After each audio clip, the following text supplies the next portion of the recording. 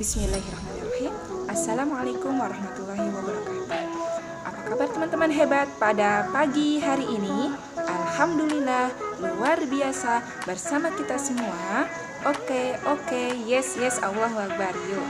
Alhamdulillah, pada pagi hari ini kita diberikan kesempatan oleh Allah untuk berjumpa secara online. Masya Allah.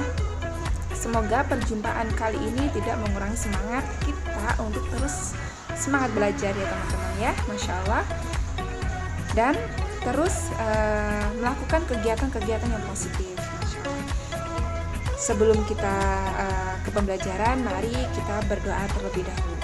Sikap berdoa, tangan diangkat, kepala ditundukkan, berdoa dimulai. A'udzu billahi minasyaitonir rajim. Bismillahirrahmanirrahim. Rabbi zidni ilman warzuqni fahman. Rabbi shrahli sadri wa yassirli amri wahlul 'uqdatam min lisani yafqahu qawli. Amin ya rabbal alamin. Semoga Allah memberikan kemudahan kepada kita semua untuk belajar. Amin.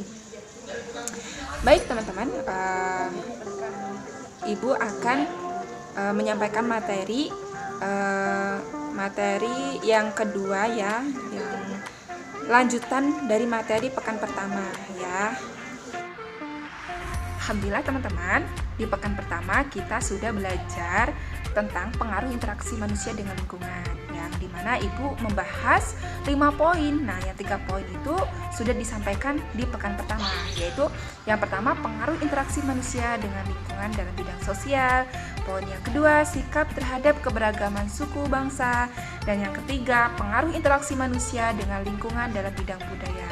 Nah, yang dua poin dari pengaruh interaksi manusia dengan lingkungan akan Ibu bahas saat ini ya, yaitu yang keempat ya, lanjutannya yaitu sikap terhadap keberagaman budaya di Indonesia.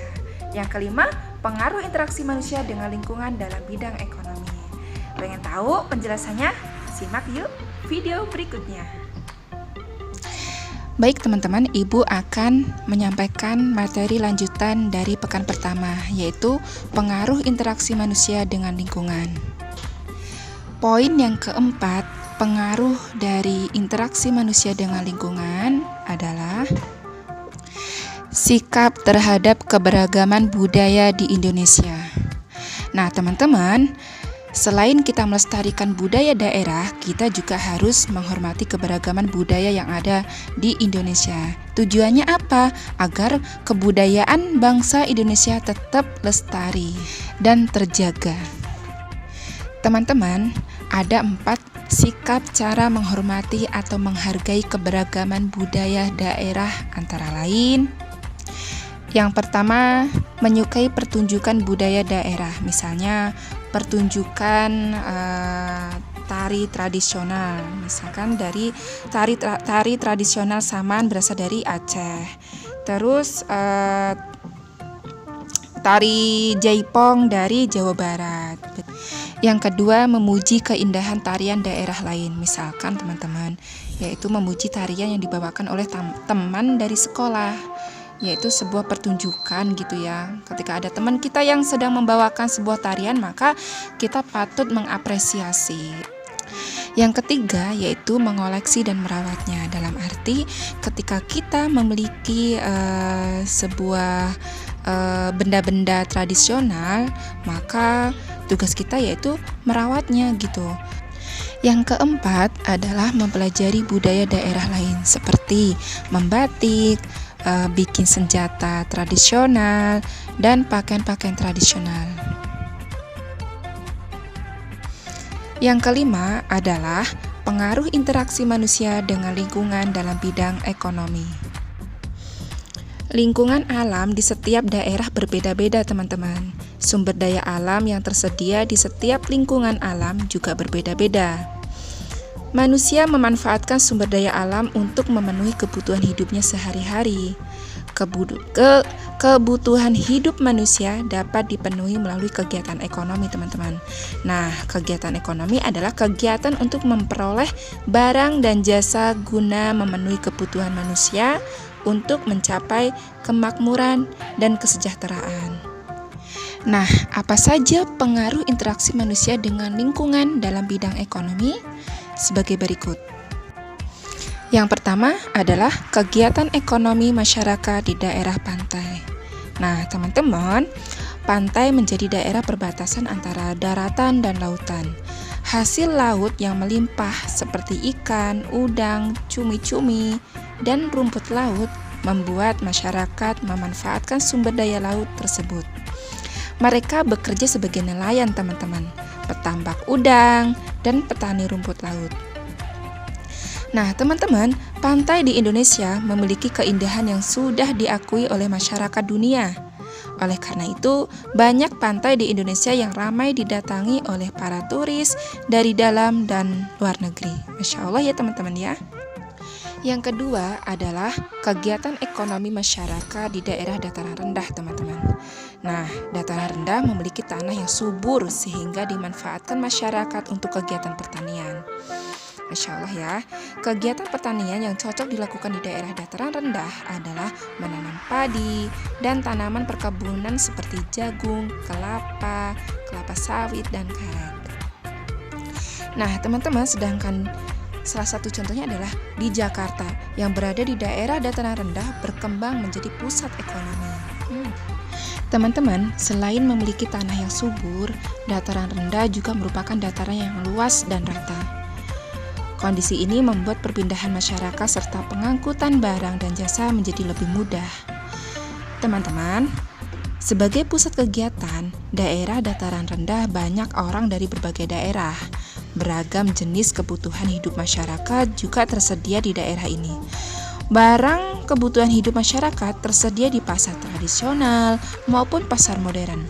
Beragam jenis pekerjaan pun tercipta, misalkan pegawai pabrik, pelayan toko, pegawai swasta, dan sopir. Masya Allah ya.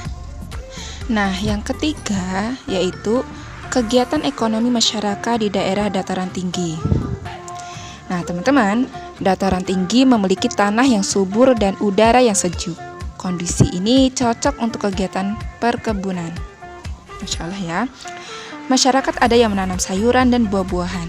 Nah, teman-teman, selain dimiliki oleh individu, lahan perkebunan juga banyak yang dimiliki oleh perusahaan. Tanaman perkebunan yang dimiliki perusahaan diantaranya teh, cengkih, kopi, dan tembakau. Lahan yang luas memerlukan tenaga kerja yang banyak. Masyarakat setempat banyak yang menjadi tenaga kerja perkebunan. Selain cocok untuk kegiatan perkebunan, dataran tinggi juga cocok untuk kegiatan peternakan, teman-teman. Hewan yang cocok untuk diternakan di daerah dataran tinggi adalah sapi. Sapi diternakan untuk diambil susunya, teman-teman. Ada pula sapi yang diternakan untuk diambil daging dan kulitnya. Nah, teman-teman, dapat kita simpulkan bahwa pengaruh interaksi manusia dengan lingkungan dalam bidang ekonomi adalah beragamnya mata pencaharian masyarakat di Indonesia.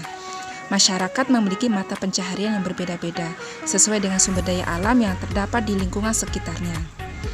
Dalam melakukan pekerjaannya, seseorang melakukan interaksi dengan orang lain. Oleh karena itu, terciptalah kerjasama antar anggota masyarakat untuk memenuhi kebutuhan hidup sehari-hari. Oke teman-teman, sekian materi yang Ibu sampaikan. Semoga materi yang Ibu sampaikan kali ini teman-teman mudah dipahami ya. Dan tentunya Ibu berpesan sama teman-teman, silahkan teman-teman mencari pengetahuan di luar modul. Contoh saja mencari di Google tentang pengaruh interaksi manusia dengan lingkungan. Baik. Dan tidak lupa juga teman-teman silahkan dipelajari modul 5 dan modul 6 karena pekan berikutnya kita akan melakukan penilaian harian ya. Semangat belajar dan optimis. Semoga teman-teman mudah mengerjakan penilaian harian. Masya Allah ya.